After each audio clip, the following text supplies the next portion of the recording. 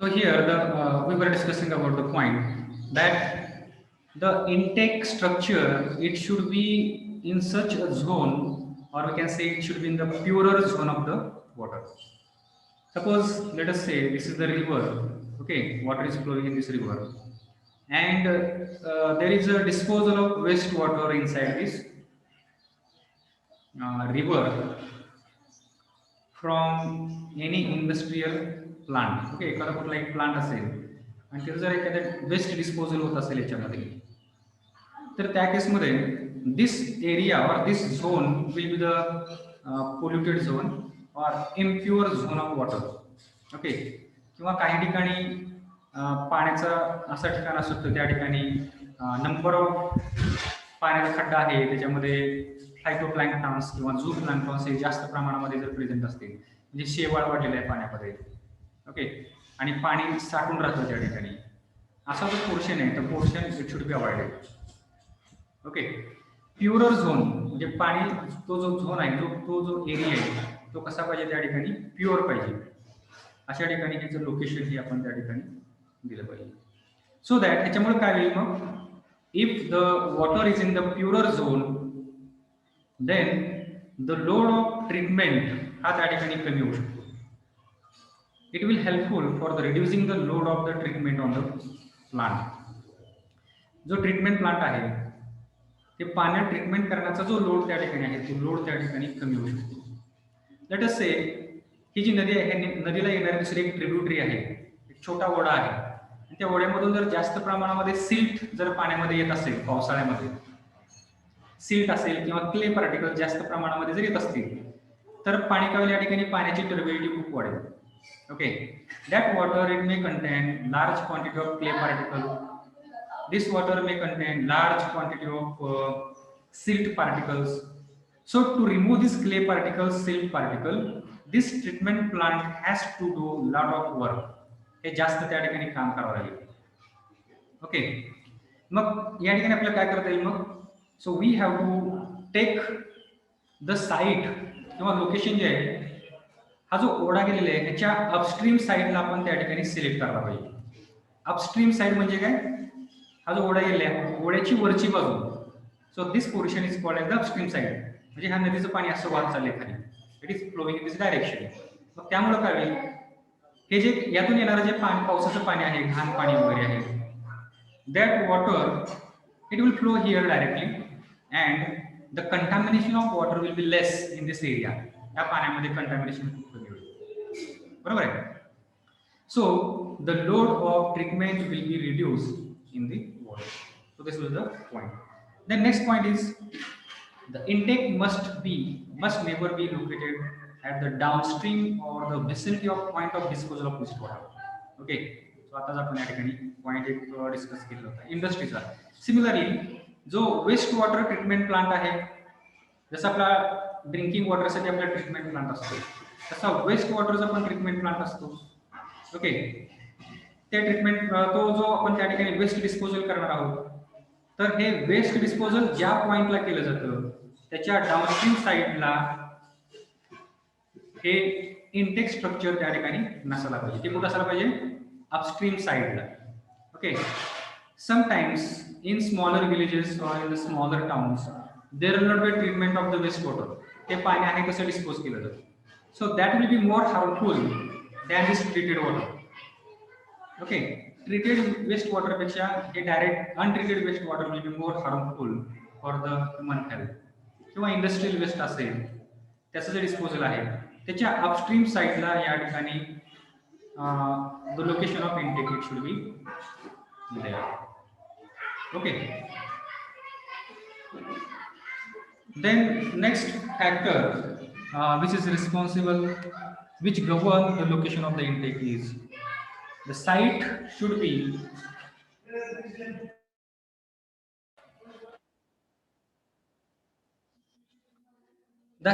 be such as to permit greater withdrawal of water if required at the future date. म्हणजे site आपली अशी पाहिजे ज्या ठिकाणी जास्त लार्ज क्वांटिटीमध्ये पाणी हे अवेलेबल असायला पाहिजे. Okay, through the season, through the year, पूर्ण वर्षभरामध्ये पुरेल एवढं पाण्याचा सप्लाय हा त्या ठिकाणी असायला पाहिजे. ठीक आहे, that is an. The next point is intake must be located at the place from where it can draw water even during the driest period of the year. म्हणजे उन्हाळ्यात जो पिरियड असतो आपला मे महिना असेल किंवा जून महिना, पावसाच्या अगोदरचा period, so that period is called as the driest period. त्या पिरियडमध्ये पण या ठिकाणी पाणी हे सफिशियंट क्वांटिटीमध्ये अवेलेबल असायला पाहिजे. अशी साईट ही आपण या ठिकाणी निवडली पाहिजे. The next point is intake site should remain easily accessible during the floods and should not gate flooded. The intake structure जे आहे ते इंटेक स्ट्रक्चर हे नदीला जरी पूर आला तरी ती पूर आल्यानंतर इट शुड बी ॲक्सेसिबल. म्हणजे त्या आपला जो आपला प्लांट आहे त्या प्लांटपर्यंत आपल्याला इझिली जाता आलं पाहिजे. हे कशासाठी जायचं आपल्याला? To operate this plant. म्हणजे आपल्याला पंप चालू करायचा आहे, बंद करायचा आहे, किंवा पंपमध्ये काही घोटाळा झाला असेल इथल्या पंपमध्ये, ते आपला मेंटेनन्स असेल करायचं, तर आपल्याला त्या ठिकाणी इझिली हे आपल्याला इथपर्यंत जाता आलं पाहिजे. राईट. किंवा तिथं जो वॉल्स आपण बसलेले आहेत पाईपमध्ये, त्या वॉल्समध्ये काही बिघाड झाला असेल तर तो दुरुस्त करायचा असेल, तर हे ऑपरेशन आपल्याला इझिली करता आले पाहिजे. तरी ज्यावेळेस फ्लड आलेला असतो, ज्यावेळेस नदीला पूर आलेला असतो, त्या पिरियडमध्ये पण आपल्याला ही साईट जी आहे it should B easily accessible. जर हे नदीचं पुराचं पाणी जर पूर्णपणे ह्याच्या कडनी या सर्व ह्याच्या भोवती जर साठलं आणि इकडे जर जायला आपला वाट भेटत नसेल, then how we are going to do the maintenance of this intake structure. ह्याचा मेंटेनन्स आपल्याला करता येणार नाही. ओके, सो अशी साईट आपल्याला निवडली पाहिजे जेणेकरून आपल्याला इथपर्यंत जाण्यासाठी जरी नदीला पूर आला तरी इथपर्यंत जाण्यासाठी आपल्याला कुठल्याही प्रकारचा प्रॉब्लेम ह्या त्या ठिकाणी आला नाही पाहिजे. Okay, so this is the main. So these are the different factors which govern the location of intake. Okay, this is very important point. The question may be asked in examination on this. What are the or enumerate what are the various methods or the factors which affect the location of a treatment plant, not treatment plant, intake structure, right? Now here we will see what are the various types of intakes. कोणकोणत्या टाईपचे intake structure त्या ठिकाणी असतात हे आपण या ठिकाणी बघूया. ठीक आहे. So here this intakes can be divided on the different points. First one is the according to the type of source, then according to the position of intake, then according to the presence of water in the tower. So according to the source of water, the source of water, it can be river, it can be canal, it can be reservoir, it can be lake. Okay, so depending upon these types are there: river intake, canal intake, reservoir intake, lake intake. जर नदी त्या ठिकाणी source असेल there is a river intake. Canal source असेल पाण्याचा there is a canal intake. जर त्या ठिकाणी रिझर्वायर आहे, धरण आहे, धरणातून पाणी आपण घेणार आहे, there it is a reservoir intake. एखादा तलाव असेल, तलावातून पाणी घेणार असेल, there it is called as the lake intake. Right. Then according to the position, submerge intake and expose intake. So हे जे पॉइंट्स आहेत ते आपण डिटेलमध्ये आपण पुढच्या स्लाइडमध्ये बघणार आहोत. So let us see it one by one. According to the position of intake, इंटेकची पोझिशन जी आहे त्याच्याप्रमाणे कोणकोणते टाईप्स या ठिकाणी आपल्याला पाहायला भेटतात.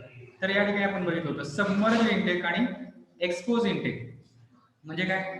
सबमर्ज इंटेक त्याच्या नावामध्येच आहे.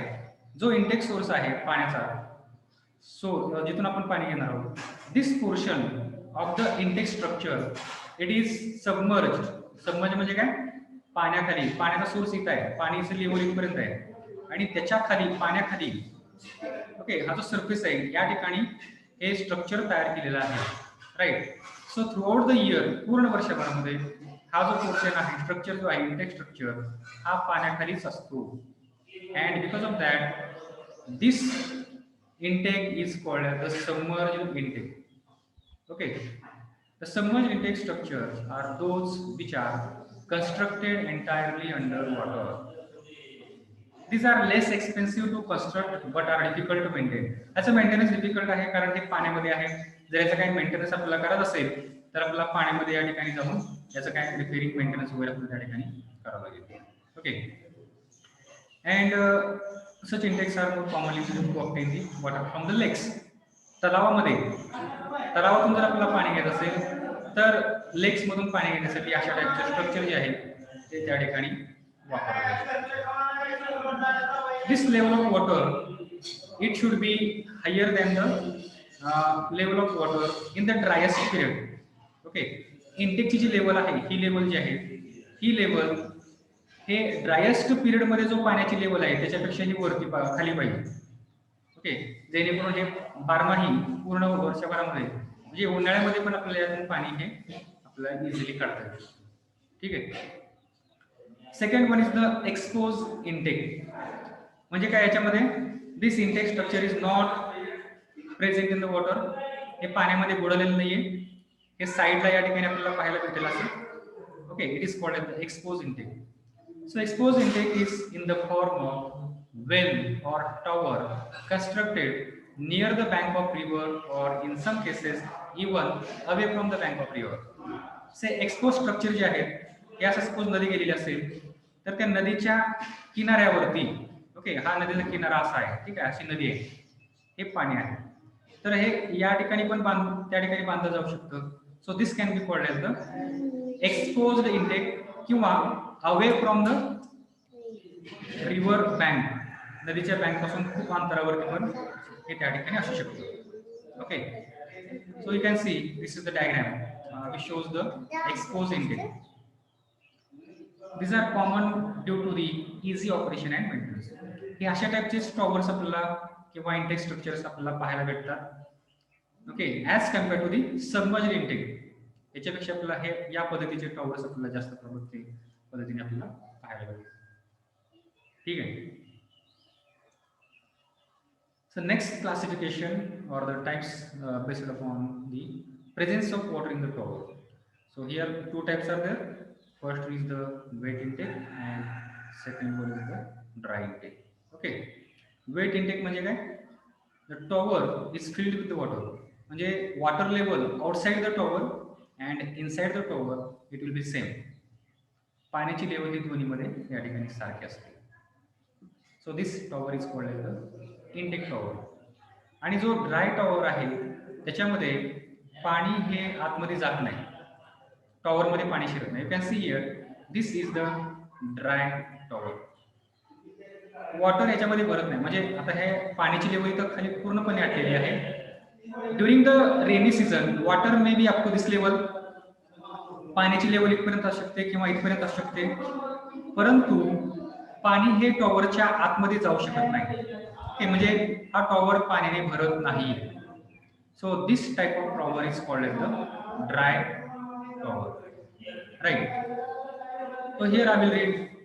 Wet intake is that type of intake tower in which the water level is practically the same as the water level of the source of water supply. म्हणजे बाहेर जेवढं पाणी आहे, let us say it is the river, नदीमध्ये जेवढं पाणी आहे तेवढंच पाण्याची लेवल ही आतमध्ये त्या ठिकाणी टॉवरमध्ये असणार आहे. Such intakes are generally called as the jack wells. Okay, and this is most commonly used types of intake structure. Dry tower. So in dry tower there is no water in the intake tower. Okay, water enters through the entry point directly into the conveyance pipe. इथून पाणी जे आहे पाणी आतमध्ये येतं. कुठून कशामुळे तर विड्रॉवल पाईप जे आहे त्यातून पाणी आतमध्ये येतं आणि तिथून पुढं कन्व्हेन्स पाईपला हे डायरेक्ट कनेक्ट केलेलं असतं आणि ह्या टॉवरमध्ये पाणी ही शिरत नाही, टॉवरमध्ये पाणी आतमध्ये येत नाही. ओके, म्हणजेच काय, ह्या टॉवरमध्ये उतरून आपला मेंटेनन्स पार्ट वगैरे आपल्याला या ठिकाणी करता येऊ शकतो. ठीक आहे. तेव्हा जो कन्व्हेन्स पाईप आहे तो पंपच्या साहाय्याने हे पाणी डायरेक्टली बाहेर काढलं जाऊ शकतं. ओके, तर याचा एक प्रॉब्लेम काय आहे की याच्यामध्ये बॉयंट फोर्स जो आहे तो बॉयंट फोर्स याच्यावरती जास्त पद्धतीने ऍक्ट होतो. बॉयंट फोर्स आपण सगळे शिकलेलो आहोत. एखादा ऑब्जेक्ट जर पाण्यामध्ये जर आपण बुडवला, ओके, पाण्याच्या आतमध्ये जर एखादा ऑब्जेक्ट असेल तर त्याच्यावरती खालून वरती ऍक्ट होणारा जो फोर्स आहे that is called as the buoyant force. तर या ऑब्जेक्ट वरती पण बॉयंट फोर्स हा ऍक्ट होऊ शकतो ड्राय टॉवरवरती आणि आतमध्ये पाणी नसल्यामुळे हा फोर्स याच्यावरती जास्त ऍक्ट होईल.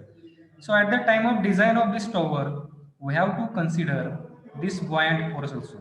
हा बॉयंट फोर्स पण आपल्याला या ठिकाणी कन्सिडर करावा लागतो. जर हा कन्सिडर नाही केला तर stability of this structure it may going to hamper. हा टॉवर त्या ठिकाणी कोलॅप्स होऊ शकतो. Right. The dry tower intake tower is simply used to for the operation of walls. Walls operation करण्यासाठी बेसिकली हा वापरला जाऊ शकतो. It has permit that the intake it has the merit that the intake tower being dry is made accessible for inspection and operation. याच्या आतमध्ये आपल्याला उतरवण्याचं inspection किंवा operation आपल्याला या ठिकाणी इझिली करता येऊ शकतं. दुसरा डिसएडव्हान्टेज काय याचा, बॉयंट फोर्स याच्यावरती ऍक्ट होत असल्यामुळं आपल्याला डिझाईन करताना याचं वेट वाढवावं लागतं, जेणेकरून it will be more stable even though it is submerged in the water. Okay. Now here we are going to see the types of the towers based upon the source of water. याच्यामध्ये river intake आहे, लेक intake आहे, reservoir intake आहे. So these types we will see in the next lecture. Okay. Now here we are going to stop. So I will take the presenting for till that you have to be present.